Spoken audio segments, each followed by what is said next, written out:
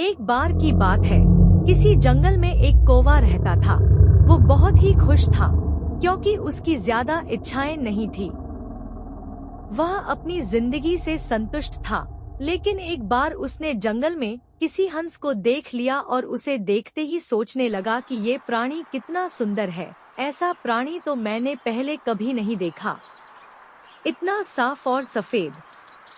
यह तो इस जंगल में औरों से बहुत सफेद और सुंदर है, इसलिए यह तो बहुत खुश रहता होगा। कौवा हंस के पास गया और पूछा, भाई तुम इतने सुंदर हो, इसलिए तुम बहुत खुश होगे? इस पर हंस ने जवाब दिया, हाँ मैं पहले बहुत खुश रहता था, जब तक मैंने तोते को नहीं देखा था। उसे देखने के बाद से लगता है कि तोता धरती का सबसे सुंदर प्राणी है। हम दोनों के शरीर का तो एक ही रंग है, लेकिन तोते के शरीर पर दो दो रंग है। उसके गले में लाल रंग का घेरा और वो सुर्ख हरे रंग का था। सच में वो बेहद खूबसूरत था। अब कौवे ने सोचा कि हंस तो तोते को सबसे सुंदर बता रहा है, तो फिर उसे देखना होगा। कौवा तोते के पास गया और पूछा, भाई तुम दो दो रंग पाकर बड़े खुश होगे? इस पर तोते ने कहा, हाँ मैं तब तक खुश था जब तक मैंने मोर को नहीं देखा था। मेरे पास तो दो ही रंग हैं, लेकिन मोर के शरीर पर तो कई तरह के रंग हैं।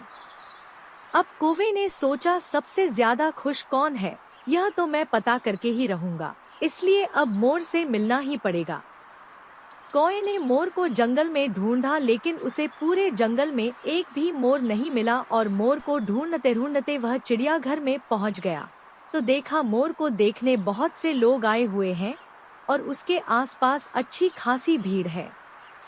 सब लोगों के जाने के बाद कौवे ने मोर से पूछा, भाई तुम दुनिया के सबसे सुंदर जीव हो और रंग बिरंगे हो। तुम्हारे साथ लोग फोटो खिंचवा रहे थे, तुम्हें तो बहुत अच्छा लगता होगा और तुम तो दुनिया के सबसे खुश जीव होगे। इस पर मोर ने दुखी होते हुए कहा, भाई अगर सुंदर हूँ तो भी क्या फर्क पड़ता है, मुझे लोग इस चिड़ियाघर में कैद करके रखते हैं, लेकिन तुम्हें तो कोई चिड़ियाघर में कैद करके नहीं रखता और तुम जहाँ चाहो अपनी मर्जी से घूम फिर सकते हो। इसलिए दुनिया के सबसे संतुष्ट और खुश जीव तो तुम्हें होना चाहिए, क्योंकि तुम आजाद रहते हो। कौवा हैरान रह गया, क्योंकि उसके जीवन की अहमियत कोई दूसरा बता गया। दोस्तों, ऐसा ही हम लोग भी करते हैं।